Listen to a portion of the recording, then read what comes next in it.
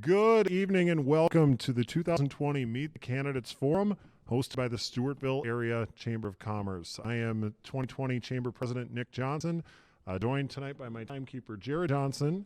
And obviously, things are a little bit different this year, but we are pleased to be coming to you via live stream. Thanks to Chris Roberts for handling the media for us this evening, and to our Chamber Board of Directors for their volunteering as well. And lastly, to our sponsor, Geotech, who is celebrating their 30th year in business. They are the sponsor for this event. And finally, a thank you to our candidates for taking time out of their schedules for us to get to know them a bit more this evening. And so we are beginning with our candidates for the school board. I'd like to introduce Nicole O'Neill on the far left, Scott Rowans in the middle, and Will Welch. Thank you all for being here this evening. Some of the rules, reminder that questions have been submitted in advance from various members of the community. Typically, this event has an open mic, and obviously, while we're limiting audience this year, we don't have that opportunity. So we did have these questions come in ahead of schedule, and each candidate will be given up to a minute for each answer. So without further ado, we'll start with question number one, and Ms. O'Neill, we'll start with you. What skills or experiences qualify you to serve as a school board member? I am currently on the school board now, and I served at 2 years as the board clerk, and now I am the vice chair. Working together as a team with other board members as well as staff, we are committed to academic excellence. I've owned and operated my own licensed daycare for 14 years here in town. Even though it's a much smaller operation than a school district, I still understand and adhere to the fiscal responsibilities of nurturing child development and safe practices. I have a degree in child development, and I take pride in molding young minds, building character, and educating the youth so they are socially and developmentally ready for all stages of life. Mr. Roman, same question. This would be my first time running for school board. I do have 2 young daughters in the community that go to schools here. So one of the main skills I think would be that I truly care for the Stewartville community and the children growing up in this community. And I would like to make sure that going forward, the education that we have here stays at the level it is, and to make sure that each individual kid is taken care of in our community.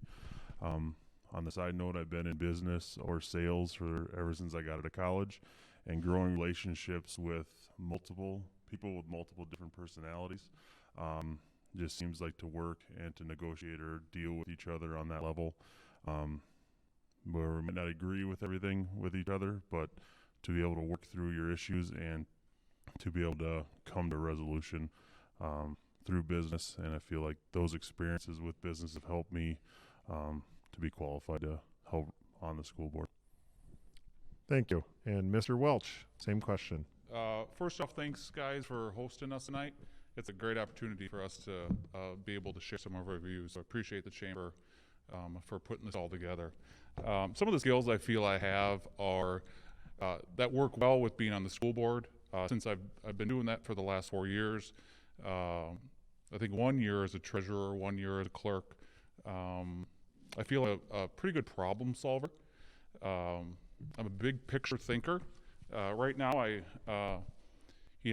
work for a company where I oversee multiple units. I have to think broadly, not just individual issues, but how that affects not only this unit but multiple units, or just like the school board, how it affects the school amongst the whole school district as well. Also feel I'm a good listener. Someone comes up to me, I'm going to listen to them. They have something to offer, I'm going to listen to them.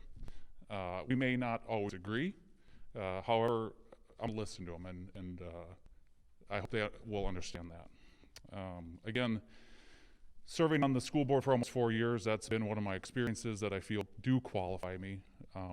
Going through all the phases too of our board trainings that we've done have helped me prepare to serve on our school board. Thank you. Thank you. Moving on to question number 2, and Mr. Roman, we will start with you. What do you see as the current challenges facing education in Stewartville, the state, and the country, and do you think our kids are prepared for the jobs of the future? Current challenges, I think it's the navigating of the COVID issues that are going on in our schools. I feel like it changes from day to day on how we can educate our children, and we, especially the younger children, and that social interaction that they get as they grow and develop. I feel like that's something that is challenging in this kind of scenario we are with COVID.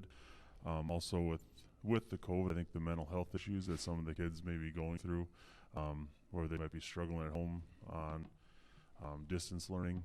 If they're not, if you're struggle with schoolwork to start with, and if you're at home by yourself and you don't feel like you're having help, like where a teacher could be there, right, looking over your shoulder at school or something to help you out, I think that is a huge issue right now for a lot of kids.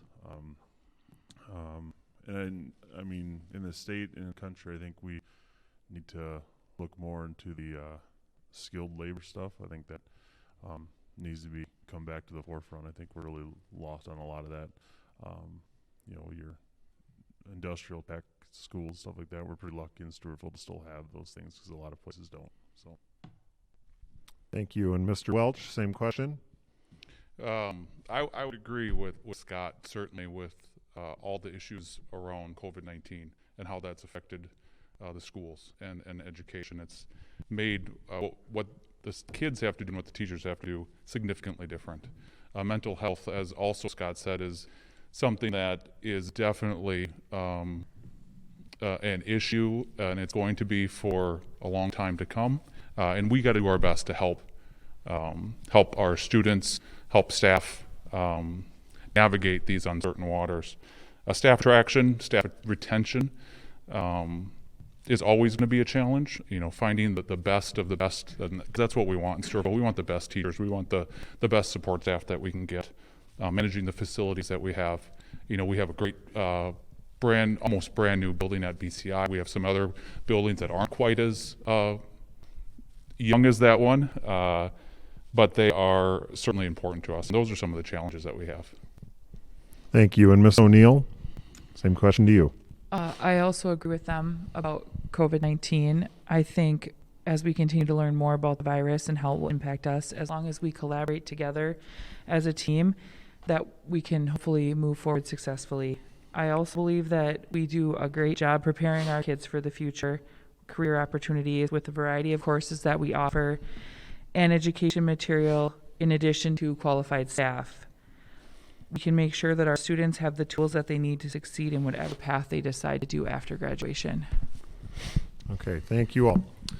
Question number 3 deals with some of what's happening in our world right now. And Mr. Welch, we'll start with you on this one. But can you touch on the role of racism and anti-racism in education? Even if Stewartville does have little racial diversity, are we preparing our youth for the real world and discussing those national issues? That's a really big question and really important to where we're at right now in our societies. Are we doing enough? Maybe not. Probably not. Obvious with all that's going on in our countries, but we need to keep doing more.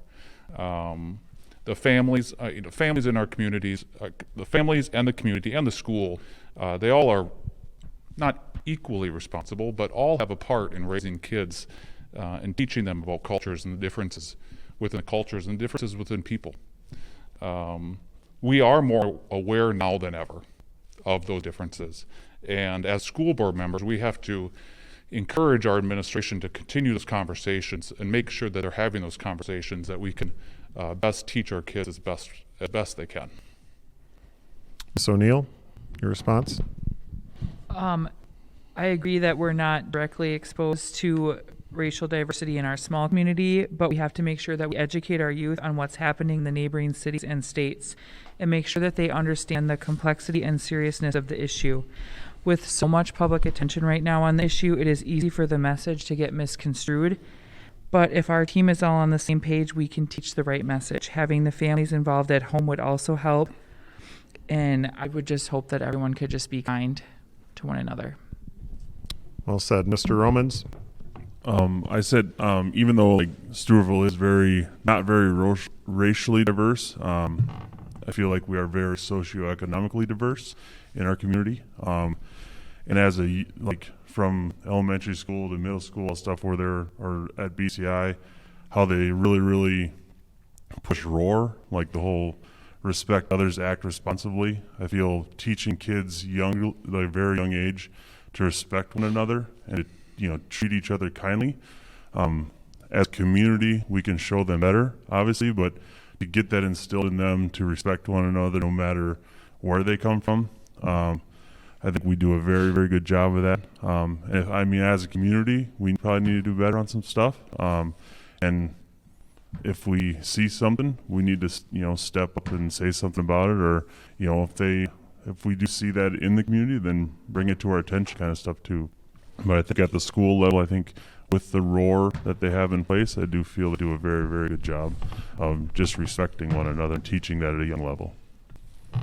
Well said. Certainly an important topic, as difficult as it may be to address some of those issues. And so we'll move on to question number 4, and Ms. O'Neill, we'll start with you. How will you maintain balance between providing the highest quality education for students and at the same time being mindful of the tax impact of our property owners? So this one's tough. I said with the Stewartville community continuing to grow in population, it can bring up concerns as far as space for all the kids, and everything costs money. If we want to be able to educate at the highest level and keep our test scores high like they have been in the past, again, it all is going to cost money.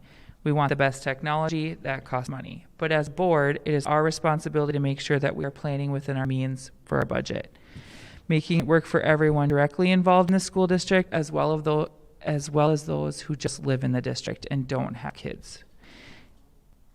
When planning and forecasting, the board has a duty to make sure the benefits of the plan outweigh the potential tax impacts, while at the same time trying to recognize, in order, and minimize or reduce any tax impact that we can. Mr. Roman, same question. Yeah, as our community continues to grow, obviously we're going to get more students into our classrooms, which means we'll probably need more classrooms. But as it grows, we get a larger tax base as well. As we want the best for our kids in our communities, because it's, they kind of are the future. We want to make sure they are prepared for their future. As a community, I feel like we kind of have a responsibility to our children or to our kids in our schools to make sure they do have the best. But as a school board, I think we have to be fiscally responsible as well. So the money that our taxpayers pay to the school is something we're not overspending in places where we don't need to be. But I really do feel like as a community, we have a responsibility to the kids in our community, that if it is, as we grow, we need the space, we need these things. It's something that's needed, not like something that we're just throwing out there. We got to be fiscally responsible for what our community is about. So, thank you. And Mr. Welch. I think being mindful about the tax impact in our community makes us determine our wants versus our needs. There are certainly a lot of wants, and there are absolutely a lot of needs in our school district, in our community. And those wants and needs are determined by the great discussion that we've had around the board table. We have a great group of people that don't always all agree with each other, but we are able to have good quality discussion and come to a consensus that we're all on board with and that we all feel comfortable bringing to the taxpayers. And we won't all agree. And if we all agreed, I would be surprised and shocked. But our job as board members is, even though we may not all agree, our job is to make sure that everybody at least understands the decision and understands the impact and what it means for the community. So a topic that goes hand in hand with budgeting would be what we can do to attract and maintain high quality workforce. And so Mr. Romans, we'll start with you. What can we do, especially in the areas of support staff, maintenance staff, and teachers of high demand content such as special education and CTE? I think a lot of it comes back to the workplace environment.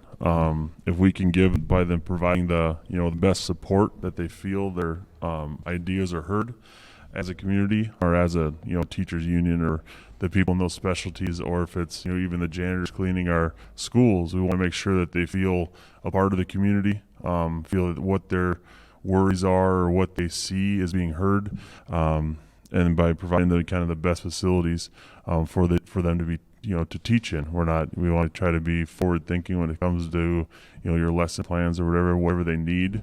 I think they need to feel heard instead of just kind of being talked at. I think if we bring them in and let them feel like a part of the community, which I think Stewartville does a very good job. If you see a lot of people that come back that might have went off to school to be a teacher or something, you see a lot of them come back into our community and teach and help the young kids coming up. So I think the community is a huge part of that. Mr. Welch, same question. I really feel that we need to continue our efforts in improving the culture in our schools. That's not to say that our culture is bad, because it's not at all, but always working for improvement in that area. A solid culture, it's a really strong tool in recruiting. It's a really strong tool in retaining all the great people that we do have and that we do want to stay. Continuing to have high expectations of the administration team to help build that culture. It floats down, right? With a strong admin team that are hiring great people and doing their best at developing those teachers and staff. That goes a long ways for the culture and the retention of people, the right people that we want in all the different areas of the school, whether it be a teacher, a para, a maintenance, or whatever it is. Thank you. Ms. O'Neill, your response. I think it helps keeping familiar faces around our students. It can help ease their day-to-day operation by seeing the same staff year to year and day to day. I served on the negotiation committee for 2 years, and I learned a lot about how contracts work in our district. And it's important that we have competitive wages, which we were just getting our payroll up to, attractive and affordable benefit packages, as well as internal support from the bottom all the way to the top. Fantastic. Our final question of the night will begin with Mr. Welch.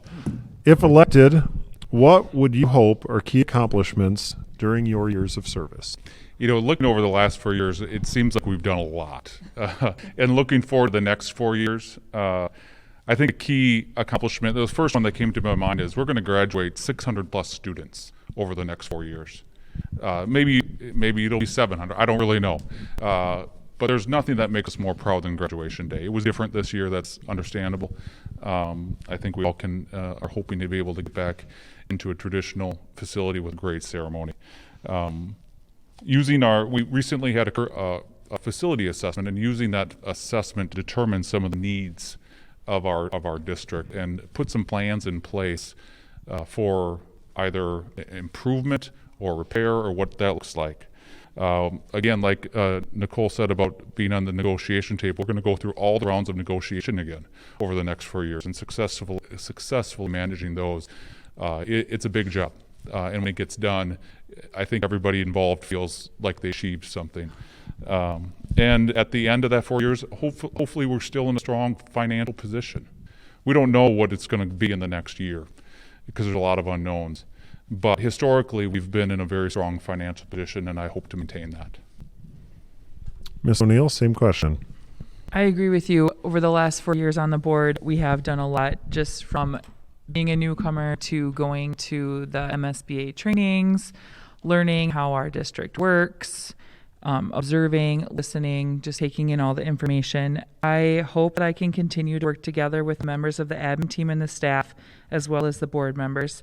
I want to continue to be present in the buildings as much as I can, volunteering in the classrooms when I can, just building those internal relationships with our staff and our students so they know, oh, you're on the school board, just seeing us and knowing what we do for them. I also want to continue on the other committees that I'm on within the board and also outside of the board, just to stay involved with the community. And I just want to continue to learn how the district operates. Every meeting I learn new things. So. Excellent. Mr. Romans, as the newcomer, what are you hoping to accomplish?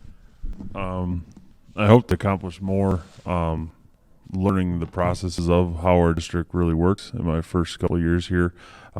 but I want to continue the great education that our kids get in this community, and keep that sense of community that we have in Stewartville. I really do think that Stewartville is, growing up in small towns, as a military brat all over kind of the Midwest, it has that, community feel where your kids or your neighbors' kids, and everybody kind of knows one another.